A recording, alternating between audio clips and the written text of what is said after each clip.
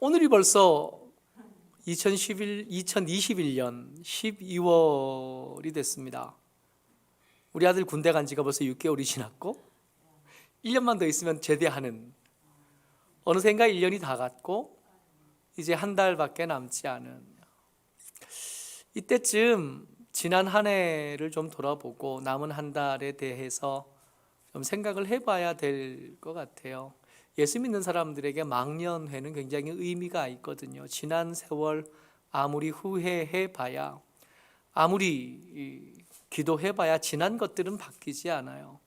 지금 어떻게 살아갈 건가, 남은 시간들을 어떻게 채워낼 건가, 앞으로 다가온 시간들을 어떻게 살아갈 건가 하는 게 중요한데, 이때쯤 우리의 일상을 어떻게 대해야 되겠는지, 우리의 일상을 어떻게 살아가야 되겠는지를 살펴보는 것은 굉장히 의미가 있는 일이다 생각을 합니다. 그래서 오늘 말씀의 제목은 기적을 만드는 아름다운 일상이라는 제목으로 느헤미야 이야기를 좀 해보려고 합니다.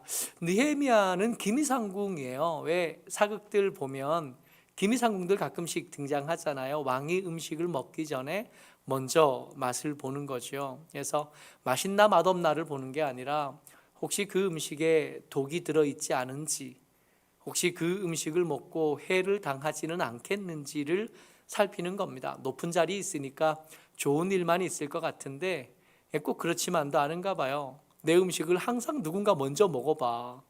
내 건데 이것도 왕이 없을 때 먹는 건 무효예요. 왕이 있을 때, 왕이 보는 눈앞에서 먹어야 되거든요. 그러니까 내 먹으라고, 나 먹으라고 차라는 음식인데 옆에 한 놈이 앉아가지고 꼬박꼬박 하나씩 주워 먹는 거야. 높은 자리 간다고 꼭 좋은 건 아닌 것 같습니다. 게다가 이 느헤미야라는 사람이 기미상궁을 할 때 그때 왕이 누구였냐면 아닥사스다 왕이었습니다. 아닥사스다가 누구냐 하면 우리가 이 사람을 생각보다 잘 알아요. 이 아닥사스다 왕의 아버지가 아하수에로입니다. 모르드게와 에스더 이야기가 나올 때 그 황제가 아하수에로인데, 이 아하수에로가 굉장히 능력 있고 힘 있는 왕이었어요. 엄청난 군대를 이끌고 바다를 건너서 유럽으로 정복 전쟁을 떠났던 사람입니다. 영화 300의 배경이 되고 거기에 흑인으로 등장했던 사람이 아하수에로인데 실제로 흑인은 아니고요, 백인이에요. 백인인데 거기 가서 그 스파르타의 용사들과 싸웠다가 이기지 못하고 돌아온 사람이 아하수에로입니다. 그 큰 전쟁을 일으켰는데 그 전쟁에서 진 거죠. 그 전쟁에서 성과를 이루지 못했습니다. 그러니까 그의 큰 권력, 큰 군사력, 큰 힘이 오히려 더 화가 돼서 전쟁이 지고 나니까 힘이 약해진 거예요. 그래서 암살당해서 죽습니다. 암살당해서 죽고 나니까 그 아들 아닥사스다 왕이 되고 나서, 아들이 왕위를 물려놨고 황제가 되고 나서는 더 두려울 수밖에 없죠. 아버지를 죽였던 사람들이 주위에 있는 거예요. 게다가 이 아닥사스다가 다스리는 나라, 그 나라 정체성 자체가 정복해서 나라를 크게 하고 전쟁이 익숙한 나라이다 보니까 항상 암살의 위협은 끊이지 않고 있을 수밖에 없고, 그러다 보니까 내 옆에서 내 음식을 먼저 맛보는 기미상궁은 아무에게나 못 맡기는 겁니다.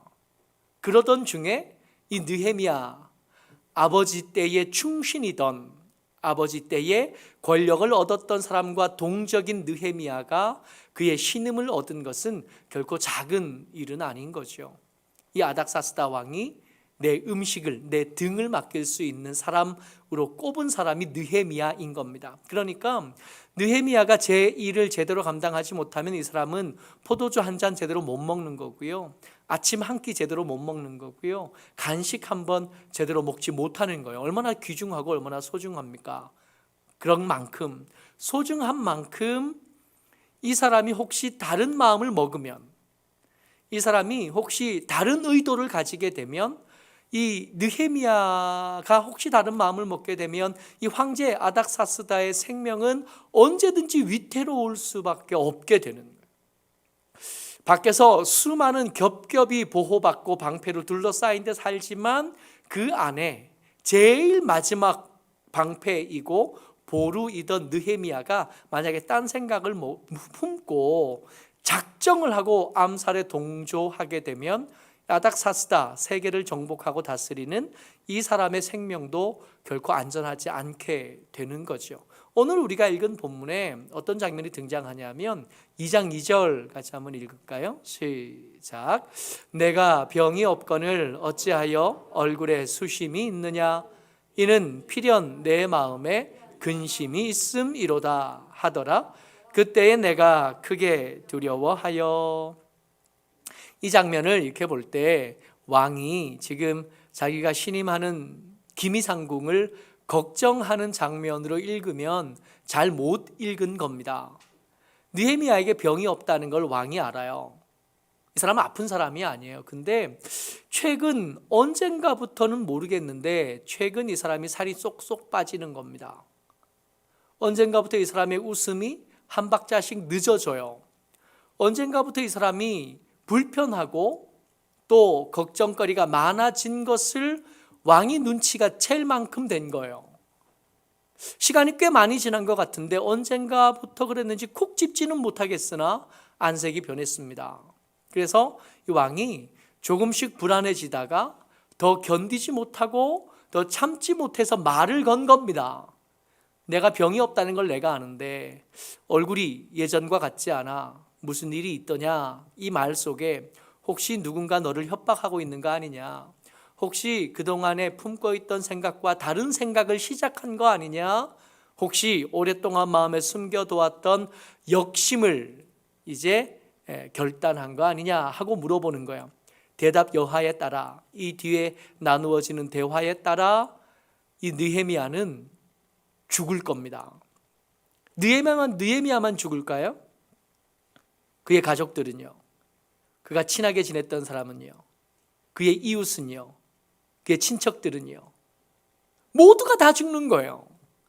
누구도 그 죽음에서 거절하거나 저항할 수 없게 됩니다. 그래서 2장 2절 제일 마지막 줄에 그때에 내가 크게 두려워하여 해서 두려워할 수밖에 없게 된 겁니다. 이 순간에 자기 생명뿐만 아니라 그 주변에 알고 지내던 친하게 지내던 모든 사람들의 생명이 이 한순간에 결정되어지는 거죠. 오늘 설교의 제목이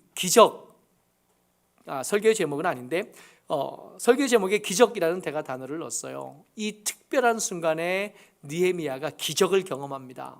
그 기적들을 하나씩 살펴볼 텐데 먼저 4절 말씀이요. 2장 4절 같이 읽습니다. 시작. 왕이 내게 이르시되 그러면 내가 무엇을 원하느냐 하시기로 내가 곧 하늘에 하나님께 묵도하고. 이 질문을 받은 느헤미야가 주절주절 이야기하기 시작합니다. 너무 길게 이야기할 수도 없어요. 지금 포도주를 먹으려다가 말고 멈춰 있는 상태잖아요. 그죠? 그렇게 먹다가 말고 멈춰 있는 상태로 이야기가 시작된 겁니다. 사실은 제 원래 나라, 제가 원래 있었던 땅, 하나님의 성전이 있어야 될 땅에 성전이 지어지다가 멈추었다는 소식을 들었습니다. 거기가 회파되었다는 소식을 들었고 거기가 이제 공사가 멈춘 뒤에 공사가 시작되기 전보다 더 황폐해졌다는 얘기를 들었습니다. 그 얘기를 듣고 가슴이 아팠고 그 얘기를 듣고 슬펐고 그 얘기를 듣고 금식할 수밖에 없었습니다 하고 여차여차 얘기를 한 거죠. 그랬더니 왕이 대답하기를 뭐라고 대답하냐 하면 그러면 내가 무엇을 원하느냐 물어봤다는 거예요. 느헤미야가 경험한 기적 첫 번째가 뭐냐 하면 왕의 호의를 얻어낸 게 첫 번째 기적입니다. 여러분들 살면서 우리가 수많은 사람들을 만나잖아요. 그 수많은 사람들의 호의를 얻으면서 우리가 살아요. 그죠? 우리가 잘나고 우리가 힘이 있어서 살기도 했지만 우리가 땀 흘리고 수고해서 살기도 했지만 그 수고한 것이 부족했을 때 옆 사람이 한 숟가락 덜어준 것 그거 힘삼아서 하루를 버텨냈던 적이 많은 거죠. 우리가 가진 지혜로 살아낸 거 아니라 미련하고 어리석었는데 우리 주변의 사람들이 우리를 향하여 호의를 가져준 겁니다. 근데 그런 호의가 당연한 거냐? 그러고 가만히 생각해 보세요. 우리 부모님들이 우리에게 가진 호의가 당연한 건가요? 우리의 친구들이 우리를 향하여 가져주는 호의가 당연합니까? 우리 형제들이 우리에게 가져주는 호의, 선한 마음, 우리에게 잘 해주려고 하는 마음이 생기는 게 당연한 걸까요? 너무 익숙해서 교회 안에 공동체 안에 있지만 그 공동체 안에서 호의를 주고받으면서 사는 거, 이거 너무 당연한 건가요? 우리가 좀 소홀해도 계속 유지되는 겁니까? 여러분, 사람들의 관계라는 게 얼마나 쉽게 깨지는지 살아오면서 우리가 여러 번 경험하잖아요. 별것 아닌 말 한마디로 마음이 상하고, 별것 아닌 표정 하나로 마음이 상해서 금이 가서 점점 더 멀어지고, 언제 그렇게 멀어졌는지 기억은 안 나는데 이미 연락 안 한 지가 몇 년이나 지난 관계들 우리 속에 많지 않아요? 여러분, 우리가 누리는 호의, 그 어떤 것도 당연한 건 없습니다. 마치 기적 같은 거예요. 우리 같은 사람에게 선한 마음을 품어주고, 우리 같은 사람에게 먼저 손 내밀어 준 사람은 하나님께서 베풀어 주신 기적 같은 거예요. 가만히 생각해 보세요. 우리가 말을 얼마나 모질게 하고, 우리의 낯볕이 얼마나 차갑고, 우리가 얼마나 이기적인 사람인지 가만히 생각해 보자고요. 그럼에도 불구하고 우리를 향하여 호의를 품어주는 사람들이 우리 주변에 있어 준 겁니다. 내가 화냈을 때, 내가 실수했을 때, 그럼에도 불구하고 날 버리지 않고 나를 떠나가지 않고 옆에서 있어 준 사람들이 있었던 거예요. 내 옆자리를 지켜준 사람들이 있었던 겁니다. 그래서 여기까지 올 수 있었던 거죠. 하늘에서 갑자기 불이 떨어지진 않았지만, 갑자기 우리가 물리를 걸을 수 있게 되지는 않았지만, 하나님의 사람들 그리고 우리 주변의 사람들로부터 호의를 얻었고, 그것을 힘삼고, 그것을 은혜 삼고 위로 삼아서 여기까지 버텨온 거예요. 하나님의 기적인 겁니다. 우리와 함께 살아가는 사람들이 우리를 향하여 호의를 품어주는 거예요. 심지어 제가 우리 교회에서 우리 집까지 가는 길이 한 100m 조금 더 될 건데, 그 길을 걸으면서 사람들이 이렇게 만나잖아요. 우리 앞에 미용실이 있고요, 거기 지나면 세탁소 있고요, 거기 옆에 만두집 있고, 미용실 있고, 철물점 있고, 커피집 있고, 지나가면서 그분들하고 다 인사하고 지내거든요. 제 혼자 생각일 수 있지만 저 그분들하고 다 친해요. 근데 이웃 사람들하고 교회 목사인 제가 이렇게 친하게 지내는 게 당연한 일일까요? 그렇지 않습니다. 교회를 향하여 이유를 알 수 없는 적대감을 가진 사람들이 세상엔 참 많은데, 그런 중에도 젊은 목사가 인사해 주니까 반갑게 받아주시는 분들이 거기에 계셨던 거죠. 우리는 그저 그냥 우리 잘나서 산 게 아니라 우리 주변에 있는 사람들의 호의로 버텨낼 수 있었던 거고, 견뎌낼 수 있었던 겁니다. 하나님의 허락하여 주신 기적인 거죠. 느헤미야가 경험한 기적 또 하나 살펴보면 6절입니다. 같이 읽어요. 시작. 그때에 왕 후도 왕 곁에 앉아 있었더라. 왕이 내게 이르시되 내가 몇 날에 다녀올 길이며 어느 때에 돌아오겠느냐. 왕이 뭐라고 하냐면 휴가를 보내주겠대요. 느헤미야가 가지고 있는 직업, 기미상궁의 직업이 얼마나 예민한지를 꽤 길게 얘기를 했잖아요. 제가 설교 시작하면서. 아닥사스다 왕, 이 황제에게는 느헤미야는 물 한 모금이라도 먹으려면 이 느헤미야 옆에 끼고 있어야 되는 사람입니다. 이 사람이 한 끼라도 옆에 없으면 불안해질 수밖에 없어요. 이 느헤미야가 이 휴가, 아닥사스다 왕에게 휴가를 받아서 예루살렘에 갔다가 돌아오는데 얼마가 걸리냐 하면 12년쯤 걸립니다. 12년짜리 휴가 상상이나 해봤어요? 가끔씩 걸어서 세계 속으로 이거 이렇게 보다 보면, 우리 여행 못 가니까 그 대신 이렇게 대리만족하잖아요.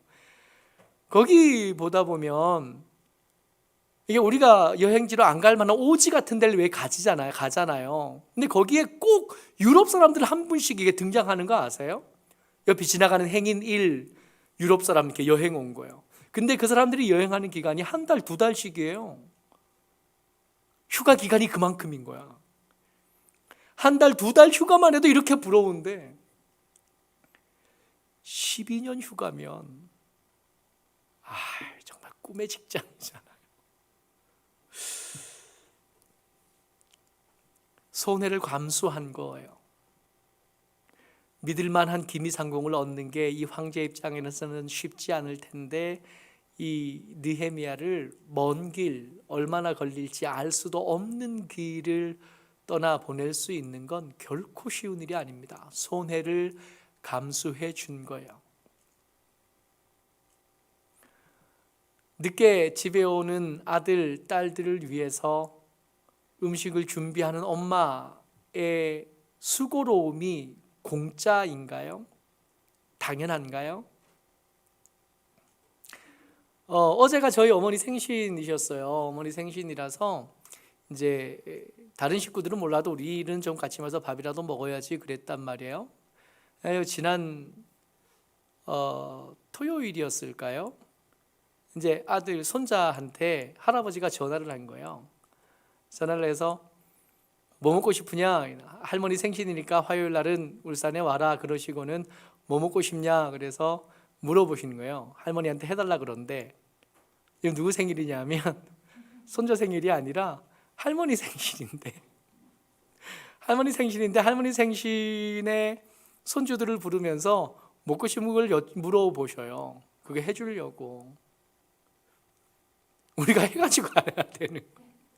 우리가 싸들고 가야 되는데 여러분 손해인 거예요. 수고로움을 기꺼이 감당해 준 거예요. 기적이라고요. 요즘같이 이기적인 사람들, 이기적인 생각들이 이렇게 저변에 깔린 세상을 살면서 여러분 가만히 돌아보세요. 생각보다 수고로움을 기꺼이 내어주는 사람이 우리 주변에 생각보다 많습니다. 그렇지 않아요? 기꺼이 그 수고로움을 감수하고 기꺼이 그 손해를 감수하고라도 우리가 기분 좋으면, 우리가 좀 편안해지면, 우리가 좀 맛있게 먹으면 그것으로 기쁨을 삼는 분들이 우리 주변에 계신 거죠. 그분들의 덕을 보면서 우리가 살아요. 그냥 되어진 게 아니라 하나님께서 허락하신 기적인 겁니다. 하늘에서 불이 떨어지지는 않았어요. 갑자기 복권이 당첨되지도 않았고 갑자기 엄청난 부자가 됐거나 아픈 허리가 안 아프게 된 건 아닌데 그런 수고로움이 우리 삶에 계속 우리에게 힘이 되어주고 우리에게 지지가 되어주고 우리에게 응원이 되어줘서 그때 포기하지 않고 여기까지 올 수 있다. 그때 딴 데로 도망가지 않고 여기까지 버텨올 수 있었던 겁니다. 느헤미야가 경험한 기적들이 있어요. 2장 8절 후반절에서 9절까지 이어지는 말씀입니다. 같이요. 시작. 내 하나님의 선한 손이 나를 도우심으로 왕이 허락하고 군대 장관과 마병을 보내어 나와 함께 하게 하시기로.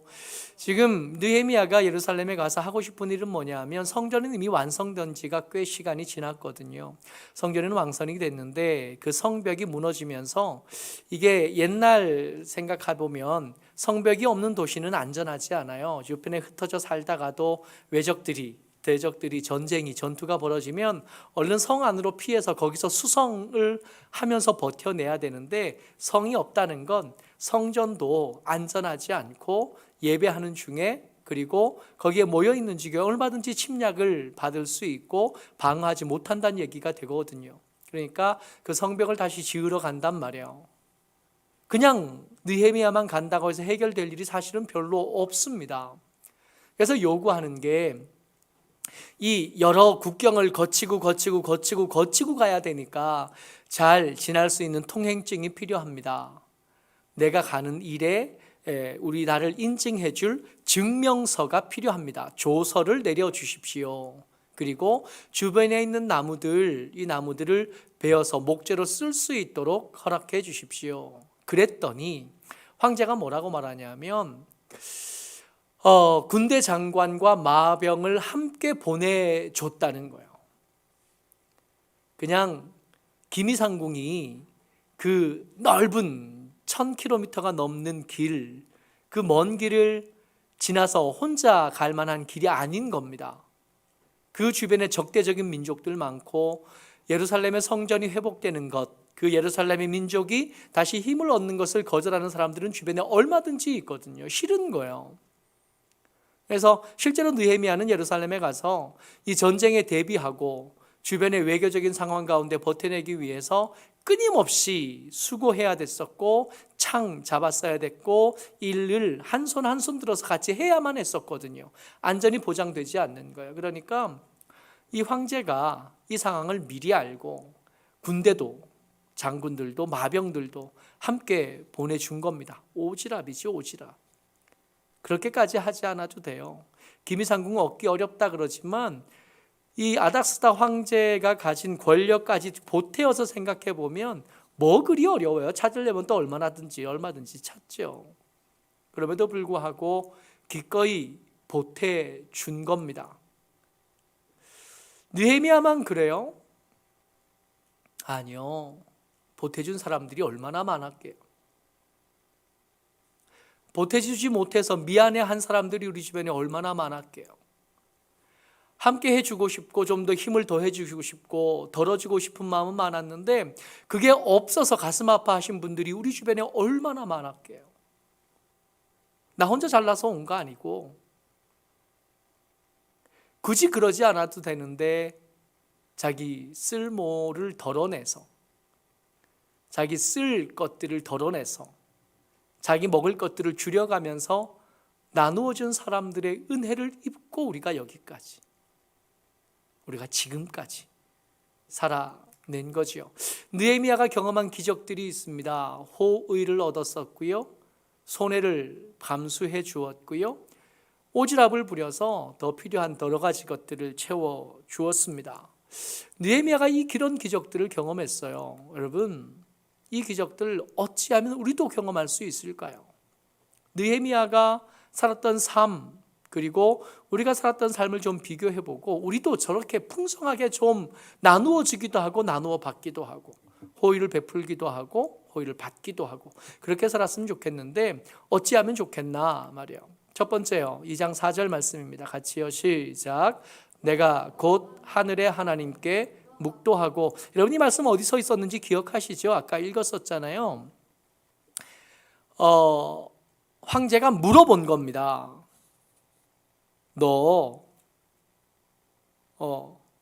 내가 너에게 뭐 해주면 되냐? 그랬더니 얼른 대답하지 않고 잠깐 기도했다는 거예요. 주여, 이거 아니에요. 잠깐 합당한 말, 지혜로운 말을 할 수 있도록 그 순간에 하나님의 인도하심을 구하고 하나님의 공급하심을 구하고 하나님께서 내 말을 주장해 주시기를 잠깐 구한 거죠. 어쩌면 문장이 되지도 않았을 거예요. 어쩌면 몇 가지 단어들이 생각 속에 그 순간에 떠올랐을 겁니다. 두 번째요, 8절 같이 읽어요. 시작. 내 하나님의 선한 손이 나를 도우심으로. 느헤미야가 경험했던 기적의 가장 중요한 것 중에 하나가 이건데, 이렇게 해서 하나하나 이루어진 것들이 내가 지혜로워서 된 것이 아니라는 걸 느헤미야는 분명히 알아요. 자연스러운 경우가 아니라는 걸 알아요. 특별한 호의를 얻은 것, 마치 기적과 같은 일이 금방 내게 벌어졌다는 걸 느헤미야는 알아요. 그리고 그 기적이 어떻게 벌어질 수 있었는지에 대해서 아주 분명하고 뾰족하게 압니다. 이건 하나님이 하신 일이에요. 내 눈에 보이진 않았지만 이 순간에 그 몇 마디 대화를 나눠주고 그 몇 마디 대화를 나누는 중에 묵도하는 중에 하나님이 보이지 않는 손이 아닥사스다의 왕의 마음을 만진 거고 그 옆에 앉아있는 왕비의 마음을 만진 거고 그 주변에 있는 공기와 습도와 온도와 빛, 조명까지 다 만지신 거예요. 그래서 이렇게 된 거예요.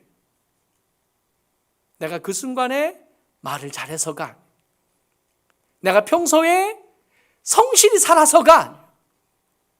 비록 눈에 보이지 않지만 하나님의 보이지 않는 손길이 그 순간에 섬세하게 모든 것들을 만지고 주관하시고 주도하시고 역사하신 것을 알아요. 그래서 이 일이 끝난 다음에 이 느헤미야에게 떠오르는 단어는 하나밖에 없어요. 감사하다. 이거 진짜 감사.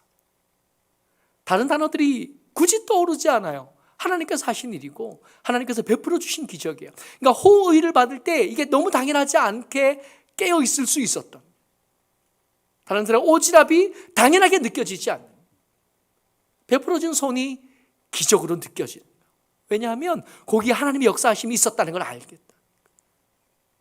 그러니까 갑자기 일어날 수 없는 일들이 일어난 것들이 그냥 어쩌다가 우연이라고 생각하지 않는 거예요. 느헤미야 1장 2장 가면서 유심히 좀 살펴봐야 될 단어들이 있는데 1장 4절입니다. 같이 한번 읽어봐요. 시작. 내가 이 말을 듣고 앉아서 울고 수일 동안 슬퍼하며 하늘의 하나님 앞에 금식하며 기도하며. 사실은 이 느헤미야가 안색이 변한 거 말이에요. 그 안색이 변한 것은 이미 꽤 오래전부터 있어 왔던 일입니다. 하루아침에 걱정하는 그런 표시가 난 게 아니라 앉아서 울었어요. 그리고 수일 동안 슬퍼했고 금식하고 있었습니다. 근데 이 기간이 얼마나 되냐 하면 1장 2절에 보면 아닥사스다 왕 제20년 기슬루월에 이런 일이 있었대요. 이 소식을 들은 거예요. 그러니까 앉아서 울고 슬퍼하며 금식하기 시작한 날이 언제냐 하면 아닥사스다 왕 제20년 기슬루월에. 이 기슬루월은 11월과 12월이 기슬루월이에요. 그리고 아닥사스다 왕이 이 느헤미야하고 이야기를 한 때, 그때는 2장 1절에 뭐라고 되어 있냐면 아닥사스다 왕 제20년 니산월에, 그죠? 그러니까 기슬루월부터 시작해서 니산월까지 느헤미야는 울고 있었고 슬퍼하고 있었고 금식하고 있었고, 니산월은 3월달 4월달입니다. 그러니까 6개월쯤 슬퍼하고 있었고 6개월쯤 울고 있었고 6개월쯤 금식하고 있었던 거예요. 그러니까 그 순간에 하나님께 묵도하는 사람이었지만 그 순간만 기도하는 사람이 아니라 사실은 그 순간에 깨어 있을 수 있었던 것은 6개월 동안에 울고 슬퍼하며 금식하며 마음의 허리를 동이고 깨어 있을 수 있어서, 깨어 있었기 때문에 그 순간에 헛소리하지 않을 수 있게 돼요. 그러니까 갑자기 그렇게 믿음 있는 사람이 된 게 아니라 이 사람은 그 전에도 믿음 있는 사람이었고 그 전달에도 믿음 있는 사람이었고 그 전 계절에도 믿음 있는 사람이었고 그 전해에도 믿음 있는 사람이었던 겁니다. 그러다가 기회가 오니까 그냥 말하지 않고 묵도할 수 있었던, 문장으로 기도할 만한 시간도 없이 단어 몇 개만 떠오르는 것으로 기도가 되는 사람일 수 있었던 것은 그 순간의 특별한 역사라기보다는 6개월 동안, 그 긴 시간 동안 한결같이 하나님 앞에서 울고 슬퍼하며 금식하고 기도하고 있었던 것이 이게 거름이 되고 기초가 된 뒤에 세워진 아름다운 건물인 거라. 기적이 어떻게 만들어졌냐 하면 하루를 잘 산 거예요. 한순간을 잘 살아낸 거예요. 그게 모여서 하루가 됐고 한 달이 됐고 6개월이 됐고 그게 인생이 되어졌더니 그 사람을 향하여 사람들이 말하게 된 겁니다. 저 사람은 지혜로운 사람이고 저 사람은 믿음 있는 사람이다 라고 말할 수 있게 되어진, 어느 순간에 된 게 아니에요. 저기 되는 데까지 많은 시간이 걸렸고 한순간 쌓여져 그렇게 하루가 되고 한 달이 된 수많은 시간들이 쌓여진 뒤에야 저런 모습이 만들어져 기적으로 받아들여지고 하나님의 보이지 않는 손이 내 가운데 내 주변에서 일하고 계시는 줄을 확신할 수 있게 되어진 겁니다. 기간을 정해서 기도하고 특별한 은혜를 구하는 일들이 귀한 줄을 왜 모르겠어요. 학생부 있을 때, 청년회 있을 때 그렇게 수련회 가서 받은 은혜가 얼마나 귀한 줄 왜 몰라요. 근데 우리의 성숙함은 이런 한 번 은혜 받은 날들로 만들어진 게 아니라 평범한 날들을 믿음으로 잘 살아낸 일상이 쌓이면서 성숙하게 되는 겁니다. 한 끼 잘 먹었다고 갑자기 키가 커요? 하루 운동 잘했다고 갑자기 살이 빠지나요? 그렇지 않잖아요. 이것들이 쌓이고 쌓여서 건강하게 되어지고 날씬하게 되어지고, 그리고 이런 하루하루가 쌓여서 믿음의 사람이 되어지고, 그리고 지혜로운 사람이 되어지고, 모쪼록 저와 여러분들이 주의 은혜 가운데 이제 12월이 돼서 이제 한 1년 살림을 정리를 해야 될 텐데, 이때 늦었다 빨았다 그것만 무슨 소용이 있겠어요? 오늘 하루를 잘 살아내려고 몸부림치는, 지금 같이 있는 사람들하고 잘 지내려고 수고하고 또 절제하고, 그렇게 순간순간을 쌓아가는 일들을 시작하면 됩니다. 그러면 이미 2021년은 뭐 다 살아가지고 뭐 얼마나 바뀌겠습니까마는 21년보다 다가올 22년은 지금보다는 좀 더 나은 한 해, 더 성숙하고 더 믿음 있고 지혜로운 한 해로 또 만들어 갈 수 있게 될 줄을 믿습니다. 모쪼록 저와 여러분들이 주의 은혜 가운데 기적을 만들어내는 아름다운 일상을 만들어가는 하나님의 사람들 다 되시기를 축복합니다. 아멘.